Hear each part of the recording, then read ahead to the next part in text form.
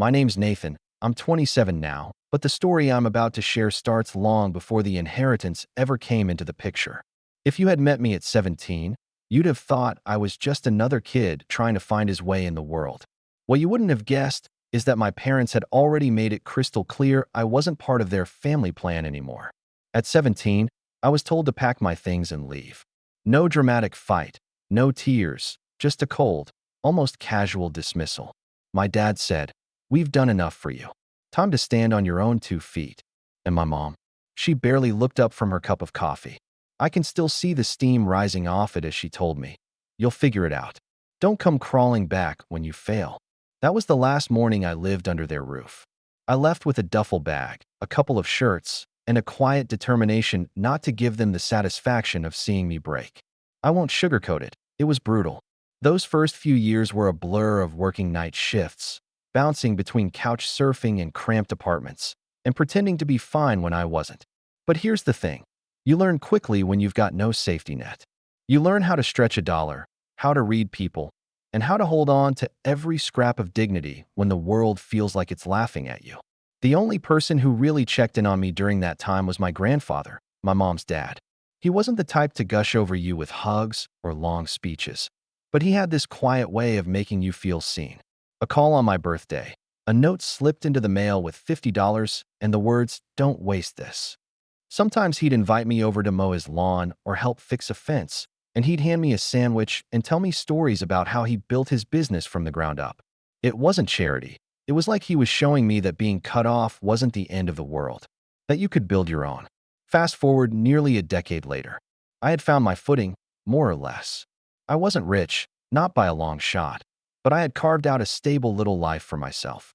I had a steady job, a small apartment, and the kind of freedom I once thought was impossible. That's when the phone call came, the one that hit like a hammer to the chest. My grandfather had passed away. The funeral was a quiet affair, not the kind of grand spectacle my mom would have liked to turn into a social event. She cried loudly, almost performative, while my dad stood stone-faced beside her.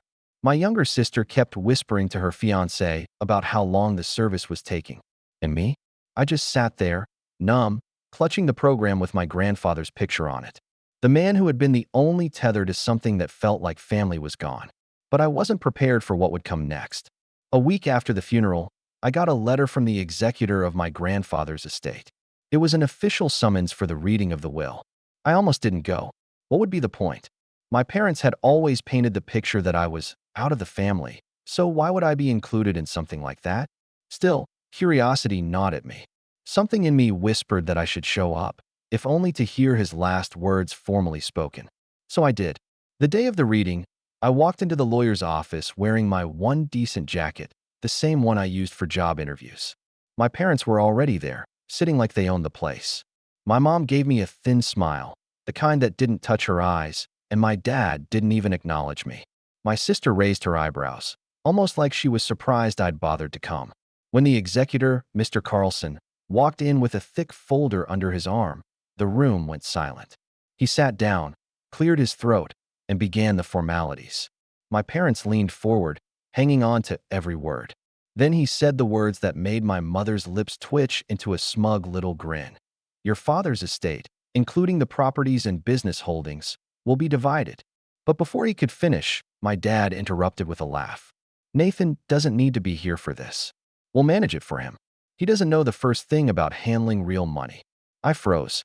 The entitlement in his voice wasn't even shocking anymore. It was expected. But then Mr. Carlson opened the folder, adjusted his glasses, and looked directly at me. His words came out steady, deliberate, and I swear I saw the color drain from my parents' faces as he continued. And that's where everything began to unravel. Mr. Carlson's voice cut through the room like a blade. "Per your grandfather's wishes, his estate and assets, totaling $3 million in liquid value and 2 properties, will be left entirely to his grandson, Nathan." The silence that followed was deafening. For a split second, I thought I had misheard. My mind scrambled to process the words. Entirely to me? I glanced at my parents, and what I saw was almost comical if it hadn't been so unnerving. My mom's smug little smile shattered instantly. Her mouth opened, then closed, like she couldn't quite find the air to speak. My dad went pale, The kind of pale you only see when someone realizes the ground beneath them is shifting. My sister, who had been fiddling with her phone, actually dropped it into her lap with a loud clatter. I sat there frozen, trying to hold back a mix of shock and something dangerously close to laughter. Me, the failure they cut off at 17, was suddenly the sole heir. I hadn't expected anything, maybe a photo or a watch. But this? My grandfather hadn't just remembered me. He had trusted me with everything. Before I could even speak, my mom leaned forward, her voice sharp and controlled, the way it always was when she thought she was about to win an argument. "That must be a mistake," she said, her hands folded tightly together. "Surely, Dad meant for us to oversee things. Nathan doesn't have the experience to manage that kind of responsibility." Mr. Carlson raised an eyebrow and flipped a page. "Your father was very clear. He entrusted Nathan directly, with no co-signatories, no guardianship, and no oversight. His instructions were precise." My dad tried to chuckle, but it came out strained. "Look, Nathan's a good kid, but he can't possibly handle this on his own. We'll make sure it's managed properly, invested wisely, kept in the family." "In the family?" I cut in before I could stop myself. My voice came out colder than I intended. "You cut me off when I was 17. Remember? You made it very clear I wasn't part of this family anymore." My mom whipped her head toward me, her eyes narrowing. "Don't start that nonsense here," she hissed. "We had to do what was best for you. Look how much stronger it made you. And now, you're going to throw that back in our faces." I wanted to laugh at the irony. They had tossed me aside, and now, suddenly, I was supposed to see their cruelty as a gift? My sister finally chimed in, her tone dripping with mock concern. "Nathan, come on. You don't really think you can juggle all this? 3 million? 2 properties? That's huge. You'll mess it up. Why not let Mom and Dad guide you? At least at first. Guide me." That was rich. What she really meant was take it, control it, drain it. I could see it in the glint of her eyes. Mr. Carlson cleared his throat, clearly used to this kind of family chaos. "If I may remind everyone," he said firmly, "the will is legally binding. Your father knew exactly what he was doing. He trusted Nathan. That should have been the end of it, but of course, it wasn't." My parents weren't the type to take a loss gracefully. Over the next week, the phone call started. First, it was my mom, calling to explain how overwhelming things like property taxes and investments could be. She framed it as if she were doing me a favor, telling me all the pitfalls I'd face. I listened quietly, but every word felt like a snake tightening around me. When I didn't agree to hand things over, her tone shifted. Suddenly, I was ungrateful. Then came my dad. His approach was more blunt. "Look, you're not equipped for this. You'll lose it all in a year. Let us handle it. It's what your grandfather would have wanted." The audacity nearly made me choke. He was rewriting reality right in front of me, twisting my grandfather's last act of trust into some imagined endorsement of them. My sister wasn't any better. She sent texts, long paragraphs about how unfair it was, how she had been there for Mom and Dad while I was off doing my own thing. She claimed she deserved at least part of the inheritance because she had stayed loyal. Loyal. The same sister who used to laugh when my parents belittled me at dinner. The same one who told me I was pathetic for not having a car at 18. Now she was loyal. But the worst came when they tried to corner me in person. I was sitting in the lawyer's office again, going over some paperwork, when my parents suddenly walked in unannounced. My mom sat across from me, her eyes fixed on me with that same sharpness she always used to cut me down. "Nathan," she said softly, almost sweetly, "this isn't healthy for you. It's too much. You'll drown in this responsibility. Please, let us help you. Hand over the estate to us. You can keep a portion of the cash, but the rest, let us manage it. It's the only sensible choice." I sat there, staring at her, my chest tight. A part of me wanted to scream, to ask how she could even pretend to care about my well-being after tossing me out like trash. But another part of me stayed silent, watching them, trying to figure out just how far they were willing to push. That's when my dad leaned in and lowered his voice. "If you don't let us manage this, Nathan, you're going to regret it. You don't know what you're walking into." It wasn't just entitlement anymore. It was a threat. And in that moment, something in me hardened.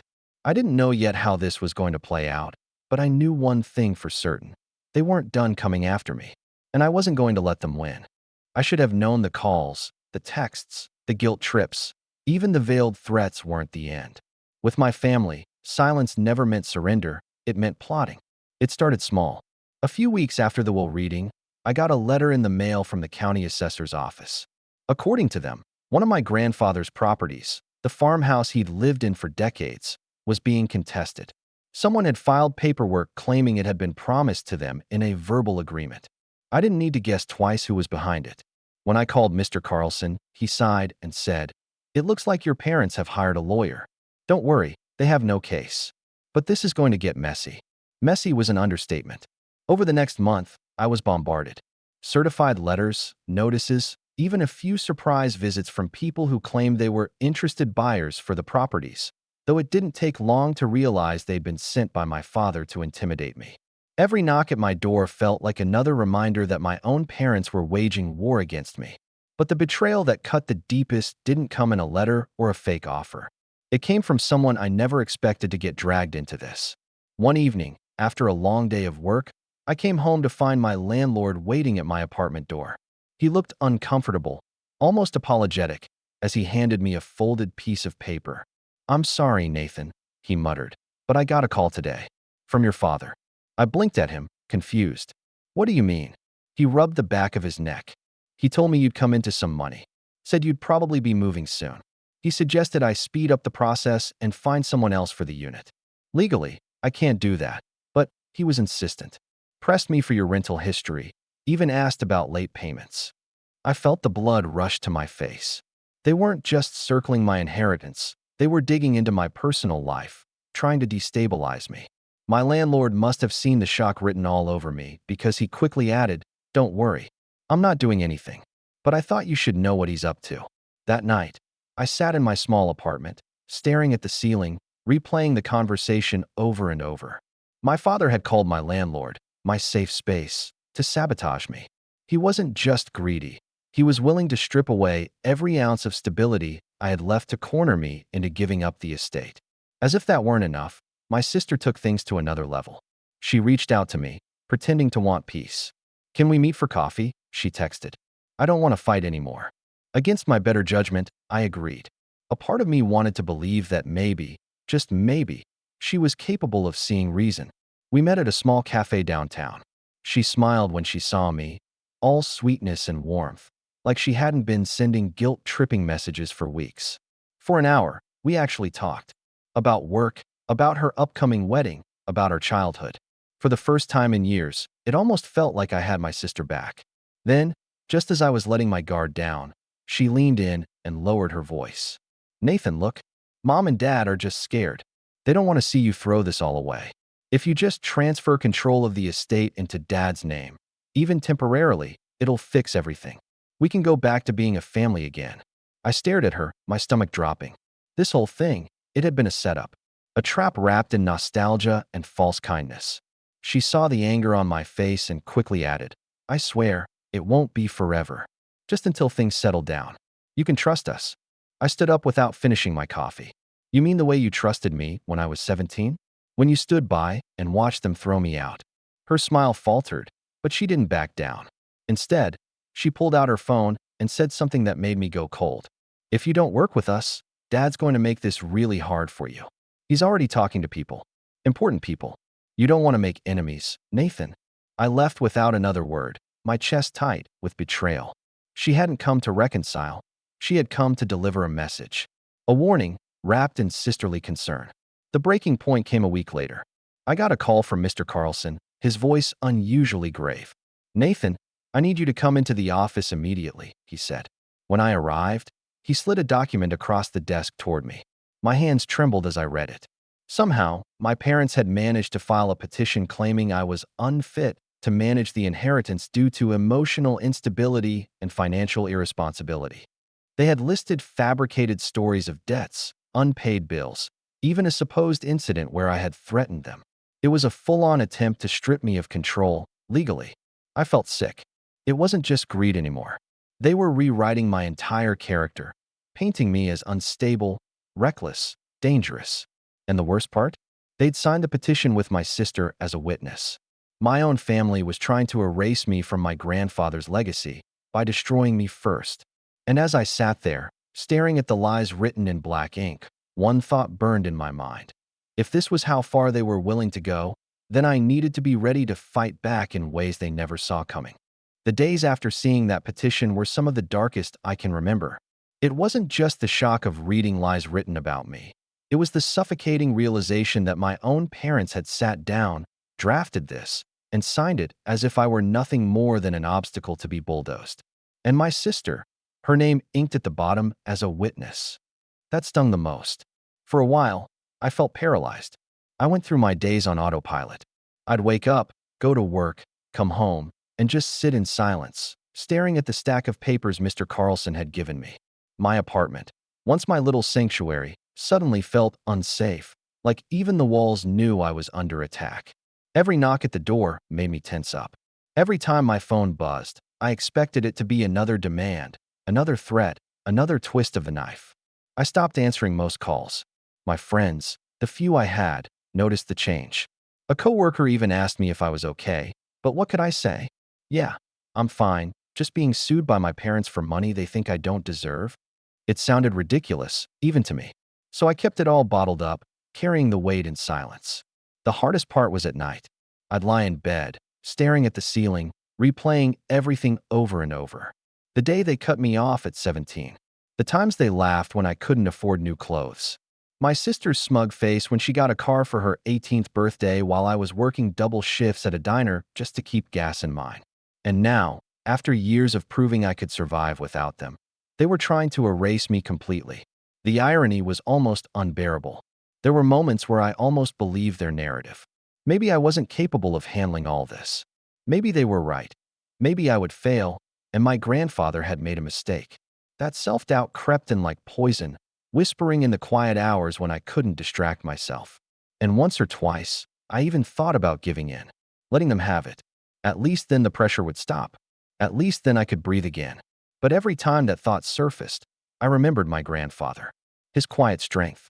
The way he had slipped me $50 bills when no one else cared whether I had food in my fridge. The stories he told me about building his business from nothing. About how people tried to cheat him too, but he never let them win. He'd chosen me for a reason. He hadn't seen a failure. He'd seen someone strong enough to carry what he left behind. If I gave up now, I wouldn't just be betraying myself. I'd be betraying him. Still, the weight crushed me for a while. Bills piled up. My work suffered. I showed up late more than once, distracted, exhausted from sleepless nights. I started skipping meals, not because I didn't have money, but because I didn't have the energy. And slowly, people around me began to notice. One night, my landlord knocked on my door again. This time, he wasn't bringing bad news. He had a paper bag in his hand. "You look like you haven't eaten in days," he said, setting it down on my counter. "Chinese takeout. Eat it. No arguments." I wanted to cry right there. A near stranger cared more about me than my own parents ever had. That's when something in me shifted. It wasn't an explosion or some big revelation. It was a quiet decision, almost imperceptible at first. I wasn't going to break. I wasn't going to give them the satisfaction of seeing me crumble. If they wanted to paint me as unstable, I would become the exact opposite: methodical, prepared, untouchable. I started small. I organized every document I had, labeling folders, making copies, and backing everything up digitally. I met with Mr. Carlson more often, asking questions, listening carefully. I started researching laws about inheritance, cases where families tried to contest wills, loopholes, precedents. The more I read, the more I realized they weren't invincible. They were sloppy, greedy, reckless. And slowly, I began to think less like the scared kid they'd thrown out and more like the man my grandfather had believed in. Still, there were setbacks. One morning, I woke up to find someone had keyed my car. Long, deliberate scratches carved into the paint. I didn't need to guess who had done it. A neighbor later told me he'd seen my dad's truck idling down the street that night. But I didn't react. I filed the report, took pictures, and tucked it away. Evidence. Another time, I overheard my sister at a cafe, bragging to a friend about how soon she'd be moving into Grandpa's house. She didn't see me sitting at the back, listening, clenching my jaw. I walked out before she could notice, my stomach churning with anger, but also with resolve. If she thought she could waltz into that farmhouse, she was in for a rude awakening. The lowest point came when I received a letter from my employer. An anonymous complaint had been filed against me, claiming I was mentally unstable and a financial liability. They didn't name names, but I didn't need to guess. Thankfully, my boss didn't believe it. He even told me, "I don't know who's out to get you, but you've got to be careful." Careful. That word stuck with me. If they were willing to go this far, there was no telling what they'd do next. And as much as I hated admitting it, I realized something. I couldn't just defend myself. Defense wasn't enough. If I kept standing still, they'd eventually find a way to corner me. I needed to start moving. Quietly, carefully, building my own path, preparing for the moment when I could turn all of this around. For now, I kept my head down. I worked, I planned, I watched. I let them think I was cornered, let them believe I was breaking under the pressure. Because the more they underestimated me, the sweeter it would be when the tide finally turned. And though I didn't know it then, the moment was coming sooner than I realized. It's strange how life can feel like it's collapsing in on itself 1 month, and then slowly, almost imperceptibly, begin to expand again. That's how it was for me. The weeks after hitting rock bottom didn't change overnight, but small victories started stacking up, and with each one, I felt a little stronger. The first came in the form of an unexpected ally, Mr. Carlson. Until then, I had viewed him purely as my grandfather's executor, someone paid to handle the paperwork. But as we spent more time together, I realized he wasn't just some detached lawyer. He had known my grandfather for decades, had sat at his kitchen table, had watched him build everything from scratch. One afternoon, as we sat across from each other going through files, he leaned back in his chair and said, "Nathan, your grandfather always said you reminded him of himself when he was young. Hard-headed, maybe, but resilient. That's why he trusted you with this. Don't doubt that." Those words lit something inside me. I started treating our meetings less like chores and more like lessons. I asked questions about property management, taxes, trusts, investments. At first, I felt embarrassed, like a kid asking the teacher to explain the obvious. But Carlson never once made me feel stupid.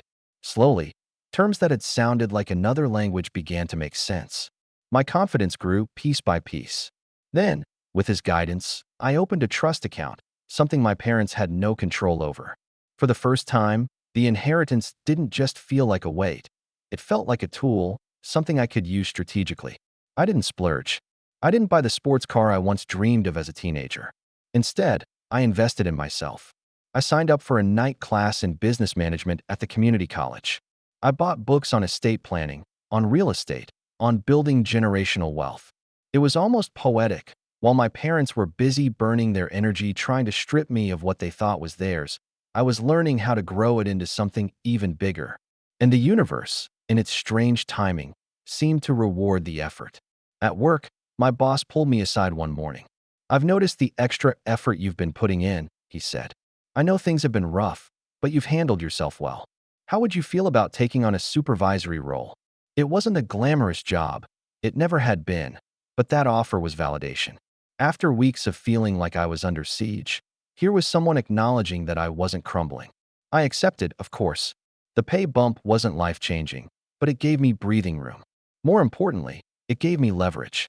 Every step forward, no matter how small, was another reason my parents' narrative about me being unstable didn't hold water. Meanwhile, I started to notice something interesting. The more I pulled away, the louder they got. My mom called repeatedly, her tone switching from syrupy sweet to sharp-edged anger when I didn't answer. My dad left voicemails dripping with false authority, lecturing me about family duty. My sister flooded my phone with passive-aggressive messages about how unfair I was being. And yet, the more they demanded, the calmer I became. Because now, I wasn't reacting blindly. I was observing, gathering, filing away their desperation like pieces on a chessboard. And then came the turning point, the farmhouse. My grandfather's old home wasn't just property to me. It was where I had spent countless afternoons helping him fix fences, where he had taught me how to hammer and nail straight, how to change oil, how to stand tall even when life wanted to break you. Owning it felt symbolic, like reclaiming a piece of my childhood that my parents had tried to erase. The first weekend I had the keys, I drove out there alone. The place was dusty, the grass knee-high, the paint peeling, but walking through that creaky front door, I felt something settle in me. This wasn't just an inheritance. It was a fortress, A legacy. A place they couldn't touch. I spent that weekend cleaning, repairing, fixing little things my grandfather had left half done. Each nail I hammered in felt like staking my claim, not just to the property, but to my own future. I didn't tell anyone, not my friends, not my coworkers, and certainly not my family. The farmhouse became my quiet retreat, a space to think, to plan, to breathe. And in that solitude, the planning sharpened. I started documenting everything my parents had done, the letters, the threats, the fake complaints. I kept files, timelines, recordings. Not out of paranoia, but out of preparation. If they wanted a war, I would give them one. But it would be fought on my terms. What I didn't realize then, though, was that my growing strength didn't go unnoticed. My sister, in particular, seemed to sense something had shifted. One evening, as I was leaving work, I found her leaning against my car in the parking lot. "You think you're clever, don't you?" she sneered, arms crossed. "Running off to that old house like it makes you special. Newsflash, Nathan, it's not yours. It's ours. And no matter what that stupid will says, you can't keep us out forever." Her words rattled me, not because of the threat itself, but because it meant they knew about the farmhouse. They were watching me more closely than I realized. That night, sitting at the farmhouse kitchen table, I felt a chill crawl up my spine. The rise I had been experiencing, the small victories, the growing confidence, it had put me on their radar in a new way. They weren't just trying to break me anymore. They were preparing to strike back harder. And I had to be ready. I didn't sleep much after that night in the farmhouse. My sister's words, her confidence that they would find a way in, echoed in my mind. For the first time, I realized this wasn't just about money anymore. This was about control, about dominance, about the fact that they couldn't stand to see me succeed outside of their shadow. But if they thought I was still the scared teenager they kicked out at 17, they were wrong. I had something now I didn't back then: leverage.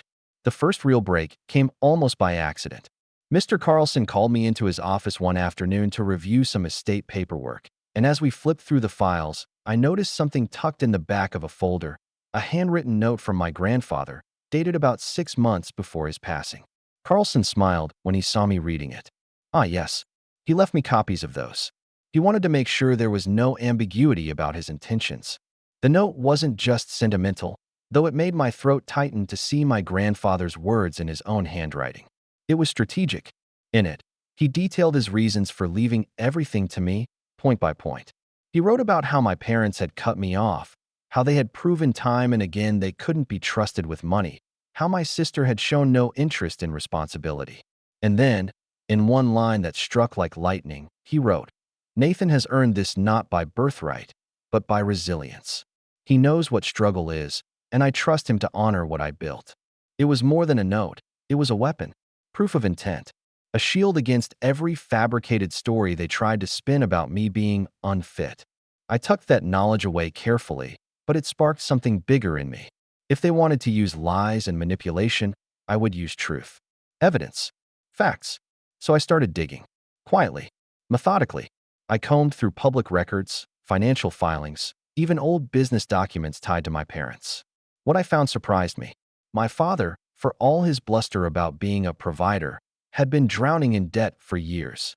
He'd refinanced their house twice, taken out loans in amounts that didn't match his income, and even had a couple of questionable business expenses that looked suspiciously personal. My mother wasn't much better. Her credit history was riddled with missed payments, maxed out cards, and collections notices. Here they were, trying to paint me as irresponsible, when in reality, they were the ones one step away from financial ruin. The more I uncovered, the more I realized they weren't just greedy, they were desperate. And desperate people made mistakes. At the same time, I leaned into building my own power. The night classes in business management began to pay off. I found myself understanding legal jargon, recognizing loopholes, seeing the little traps they tried to set for me. I wasn't intimidated by the paperwork anymore. Instead, I saw it for what it was, a battlefield. And I wasn't alone. Carlson introduced me to a colleague of his, a lawyer who specialized in inheritance disputes. She listened carefully as I explained everything, from the harassment to the forged narratives.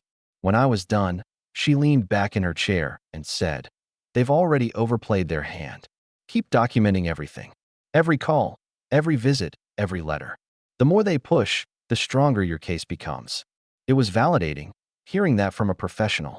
For the first time, I wasn't just reacting, I was preparing. I started recording phone calls, saving voicemails, even printing out my sister's threatening texts. My little folder of evidence grew thicker each week, and with it, so did my resolve. And then came the moment that sealed my determination. I was at the farmhouse again, going through some old boxes in the attic, when I stumbled across a dusty, leather-bound ledger. It was my grandfather's, filled with meticulous notes about his business dealings, investments, and personal reflections. But at the very back, he had written something that nearly made me sit down right there on the floor. One day, they'll come for this. Not out of love, but out of greed. Don't give them what they want, Nathan. Remember, control is not given, it's taken. Protect this, and protect yourself. It felt like he had written it directly to me. A warning, a preparation, a reminder that he had seen this storm coming long before I did. Armed with that, I knew what I had to do. I couldn't just play defense forever. I had to start setting traps of my own. Not in some vindictive way, though part of me burned for revenge, but in a calculated, deliberate way. If they were going to keep pushing, I would make sure every push dug them deeper into a hole they couldn't climb out of. The groundwork was laid. I had allies, I had evidence, and I had the beginnings of a strategy. They thought they were tightening the noose around me, but what they didn't realize was that I was quietly looping it back around them. And soon enough, they were going to step right into it. The first move wasn't loud. It wasn't dramatic. It was a single sheet of paper slipped across a lawyer's desk. Carlson's colleague, the inheritance specialist, had drafted a formal response to my parents' petition. Attached to it were copies of every piece of evidence I had been quietly gathering: my grandfather's handwritten note, the threatening text from my sister, the voicemails where my dad flat out said I wasn't part of the family, but now suddenly claimed I couldn't be trusted with family assets.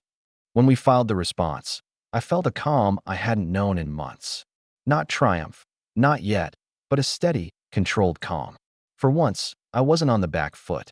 The real revenge wasn't going to be in a single courtroom victory, though. No, it was going to be in dismantling the narrative they had worked so hard to spin.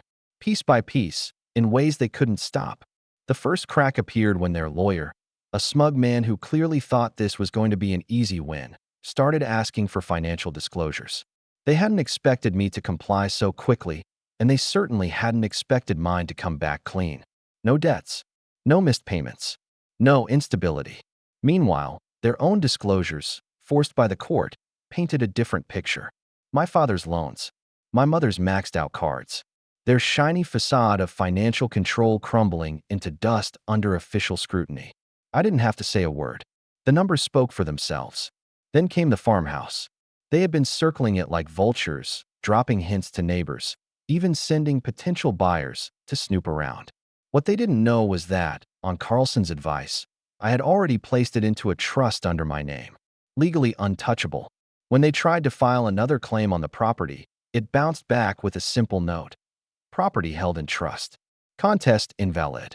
The look on my sister's face when she found out: pure fury, thinly veiled behind a brittle smile. "You think you're clever," she hissed again when we crossed paths at the courthouse. "But this isn't over." "Oh, I know," I told her calmly. "It's just starting." The next step was deliberate.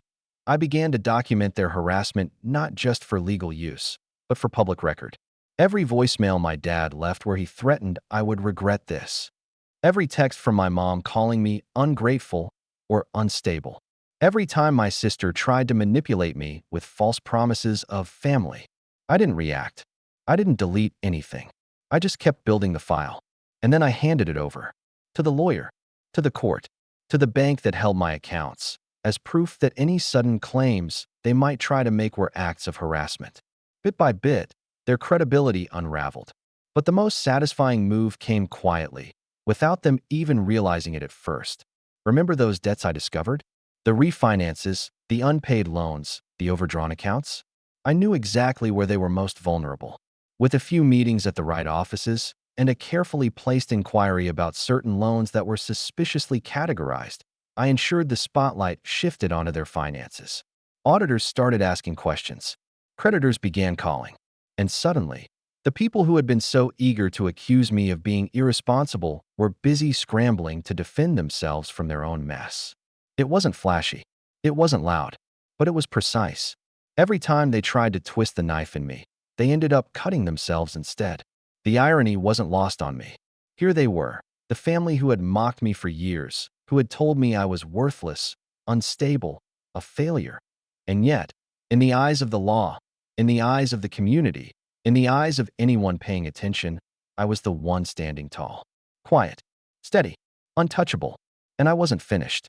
Not even close. Because as much as it felt good to see their lies unravel, I wanted something more. Not just protection, not just survival. I wanted a reckoning. The kind my grandfather had warned me about in that ledger. A reckoning where they wouldn't just lose the inheritance. They'd lose the very power they had tried to hold over me my whole life. The pieces were on the board. The trap was set. And soon, they were going to walk straight into it. The day of the final hearing was gray and heavy with rain, the kind of weather that seemed fitting for what was about to unfold. I sat at the long wooden table beside my lawyer, my stack of carefully prepared files neatly organized in front of me. Across the room, my parents and sister looked like they'd aged 10 years since the will reading. My father's jaw was clenched so tightly I could see the muscle twitching. My mother fidgeted with her pearl necklace, and my sister scrolled on her phone with feigned indifference, though her eyes darted nervously every few seconds. The judge entered, and the proceedings began. Their lawyer launched into his argument, painting me as financially reckless and emotionally unstable, citing incidents that never happened, debts I never had, and behaviors I never displayed. He spoke confidently, like he thought the outcome was already secured. Then it was our turn. My lawyer stood, calm and steady, and began laying out the truth. One by one, she presented the evidence. My grandfather's handwritten note explaining exactly why he trusted me. The clean financial records showing my stability. The stack of texts and voicemails filled with harassment, threats, and manipulation. The piece de resistance came when she introduced the financial disclosures. My parents' mountain of debt, their reckless spending, the very things they tried to accuse me of. The courtroom shifted. You could feel it in the air. Their lawyer stammered, tried to redirect, but the damage was done. The judge leaned forward, clearly unimpressed. By the time the ruling came down, it wasn't just a win. It was a complete dismantling of their case. The petition was dismissed with prejudice, meaning they couldn't file it again. The inheritance, the estate, the farmhouse, everything was affirmed as mine, untouchable. But the fallout didn't end there. The financial skeletons I had uncovered didn't just stay in that courtroom. Word spread quickly. Creditors, banks, even neighbors began to realize the perfect family image my parents had cultivated was nothing more than a hollow shell. Their debts piled higher, their credit collapsed, and soon enough, the home they had always lorded over me was put up for sale just to keep their heads above water. My sister didn't fare much better. Her fiancé, upon learning about the lies, the debts, and the public humiliation of the failed petition, quietly ended their engagement. The wedding that was supposed to be her big moment never happened. I heard later she moved into a cramped apartment across town, far from the spotlight she craved. And me? I didn't gloat. I didn't need to. My revenge wasn't in rubbing their faces in their downfall. It was in standing tall when they expected me to crumble. It was in honoring my grandfather's faith in me, in proving that resilience outlasts greed every single time. Months later, I stood on the porch of the farmhouse, the fields stretching out before me. The house had been cleaned up, repainted, restored piece by piece with my own hands. I thought about my grandfather, about how he must have known this day would come, about how he trusted me, not just with his estate, but with the lesson that family isn't defined by blood. It's defined by loyalty, respect, and trust. As the sun broke through the clouds and lit up the fields, I whispered the words I wished I could tell him face to face. You were right. I protected it. And I protected myself. And for the first time in years, I felt free.